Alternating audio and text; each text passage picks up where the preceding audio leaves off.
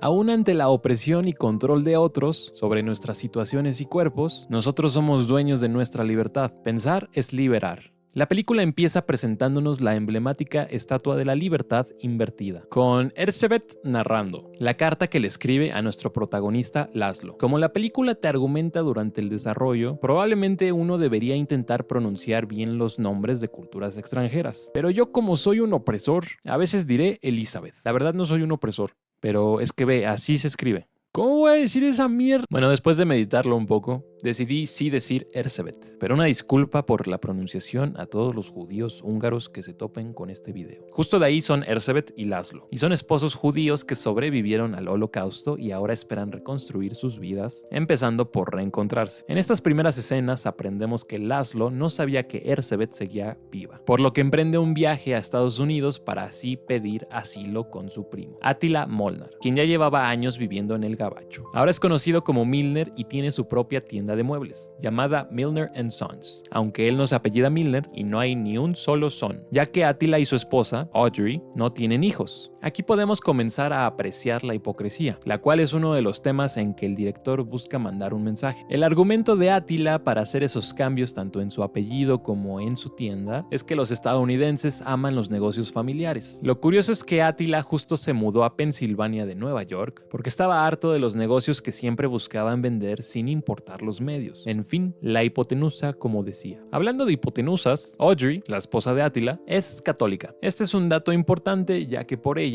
Attila se convierte al catolicismo y empiezan los problemas para el recién llegado Laszlo. No solo Audrey es el problema, sino que nos damos cuenta que el catolicismo persigue a Laszlo a veces ya ni de forma metafórica, sino que literal. A pesar de que no solo Estados Unidos, sino el mundo entero, inicia un camino hacia tener culturas que respeten las religiones de otros, la realidad es que muchas veces simplemente se impone la corriente de pensamiento del vencedor. En este caso, Estados Unidos se erige definitivamente como la nación número uno después de la Segunda Guerra Mundial. Y como se ve más adelante, busca hacer que Jesucristo sea la principal figura religiosa. Cabe destacar que Laszlo no solo vivirá con Attila, sino que también trabajará con él en su negocio de muebles. Laszlo solía ser un reputado arquitecto antes de la guerra en su natal Hungría, por lo que Attila espera que le ayude en su negocio. Por coincidencia, a los pocos días, llega a la mueblería un cliente que ya le ha pedido algunos encargos a Attila en el pasado. Este cliente es Harry Lee, hijo de Harrison Lee Van Buren. Qué cagado, ¿no?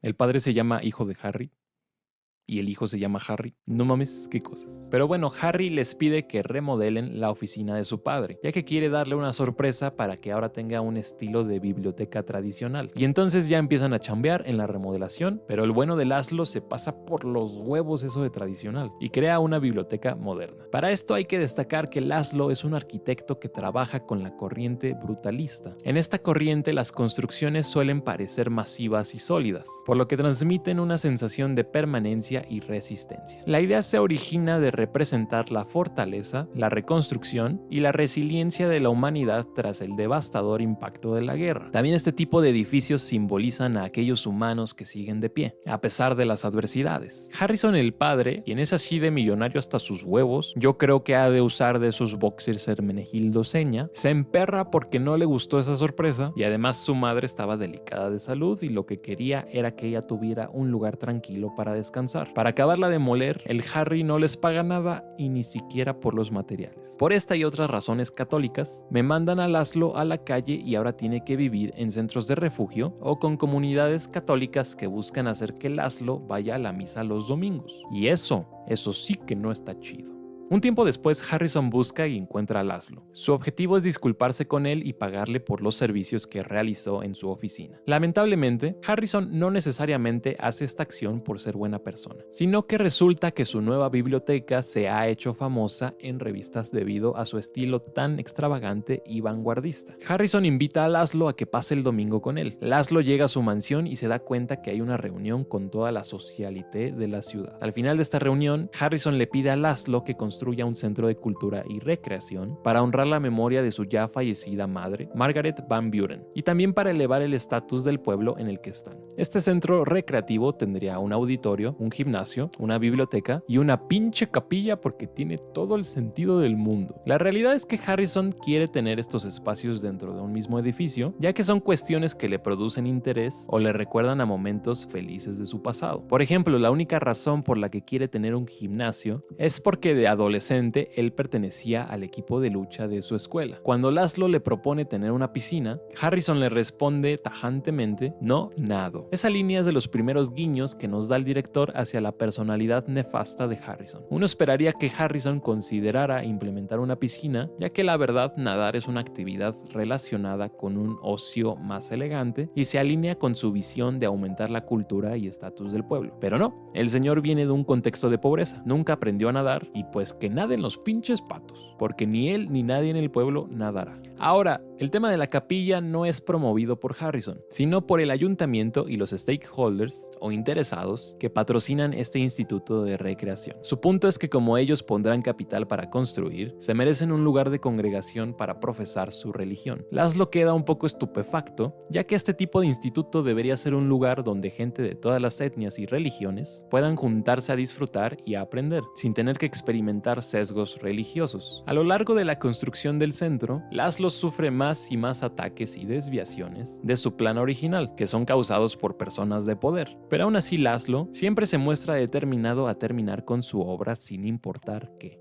Uno pensaría que simplemente Laszlo podría descartar sus ideas y tomar provecho del dinero que le van a pagar, o tal vez incluso renunciar si en verdad él respeta tanto su boceto del proyecto. Pero no, Laszlo se aferra y busca terminar el instituto lo más cercano a su visión. Esto es porque él quiere llevar a cabo un trabajo que le permita realizarse como arquitecto, pero sobre todo que le deje ser él mismo. La relación de Harrison y Laszlo a lo largo de la película se vuelve una lucha de poder. No tanto porque Laszlo busque imponerse a Harrison, ya que la realidad es que Laszlo al principio busca tratar a todos como iguales. Harrison es quien disfruta el saber que alguien tan estudiado y culto como Laszlo está a su merced. Además, Harrison es alguien a quien le entusiasma el arte y la cultura, tal vez no porque en verdad sean temas que le apasionen, sino porque busca elevar aún más su estatus al humillar a personas que no conozcan sobre lo que habla. Laszlo y Erzsébet no son este tipo de persona, ya que conocen mucho más que Harrison en aspectos culturales, pero las referencias que ellos dicen no las comentan por menospreciar el intelecto de los demás. La pasada es otra de las razones de Harrison para subyugar a Laszlo. Directa o indirectamente, Harrison quiere que el instituto no sea una obra de Laszlo, lo cual tiene sentido a primeras impresiones. Al final del día, Laszlo es un empleado de Harrison y la visión e instrucciones del empleador deberían ser respetadas y cumplidas. Un ejemplo de las diferencias que Laszlo quiere aplicar es la altura de los cuartos y del edificio en general. Él quiere que los cuartos sean pequeños pero con una altura exagerada.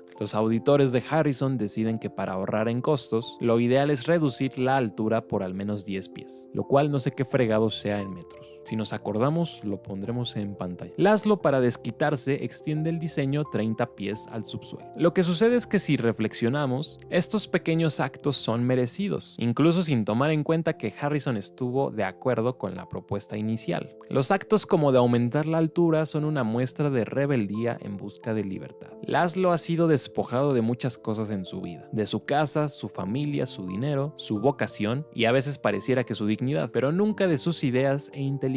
Erzsébet, ya reunida con Laszlo en Estados Unidos, le plantea: no tienes por qué avergonzarte, querido. El daño que nos hicieron fue solo a nuestros cuerpos físicos. El mismo concepto es aterrizado en novelas como 1984, donde Winston, el protagonista, se da cuenta que el único lugar en el que puede ser libre es en esos pocos centímetros cúbicos de su mente. A pesar de que haya una figura autoritaria como lo puede ser el Gran Hermano en 1984, el régimen totalitario de Hitler en la Segunda Guerra Mundial o Harrison en El Brutalista, nosotros siempre seremos libres de rebelarnos a través del pensamiento. Esta idea es lo contrario a lo que pasa en 1984. En esta obra, al final, perdón si hago spoiler, sí te recomiendo saltarte esta parte y leer el libro si aún no lo has hecho. Winston es despojado de sus ideas rebeldes sobre pensamiento independiente y autonomía individual interna. Al término del libro, Winston ama genuinamente al gran hermano. Lo que le sucede a Winston se alinea perfectamente con una frase del, entre muchas otras cosas, escritor alemán Goethe: nadie está más esclavizado que aquellos que falsamente creen que son libres. De hecho, esta misma frase la menciona Erzsébet en su carta a Laszlo durante las primeras escenas, y marca la pauta de lo que se trataría toda la película. Winston cree ser libre y protegido por el gran hermano, y la pregunta que yo me hice a la mitad fue si Laszlo lograría ser libre o sucumbiría al igual que Winston. Aunque otra pregunta que me hice fue: ¿cómo logra uno librarse cuando ya se cree ser libre? Pues para esto tu papá Albert Camus tiene la respuesta.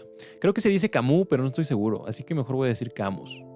Para Camus, la rebelión es una parte fundamental de su filosofía. Rehusarse a rendirse ante la desesperanza y entender que esta pelea interna es lo que mantiene nuestra dignidad. Él argumenta que, a diferencia de Orwell con su personaje Winston, incluso en el sistema más opresivo, uno puede elegir resistir al pensar libremente y actuar de acuerdo con sus valores. Para Camus, el pensamiento es la máxima expresión de libertad. Para Laszlo, ir de los campos de concentración a Estados Unidos solo fue cambiar de prisión. Pero tal y como la altura de su obra en el instituto lo simboliza, uno siempre será libre de mirar adentro, ejercer su libertad de pensamiento y tratar de alcanzar esos cristales que se encuentran en el techo de esas paredes carcelarias. Para muchos, El Brutalista es una película en su mayoría depresiva, que empieza con ilusión y termina con angustia o tristeza. Para mí, la verdad, es una obra que nos invita a mantener la esperanza en todos esos momentos agobiantes y de desesperación. Además, nos recuerda que siempre nos mantengamos rebeldes dentro de nuestras mentes para así jamás ser subyugados por nadie.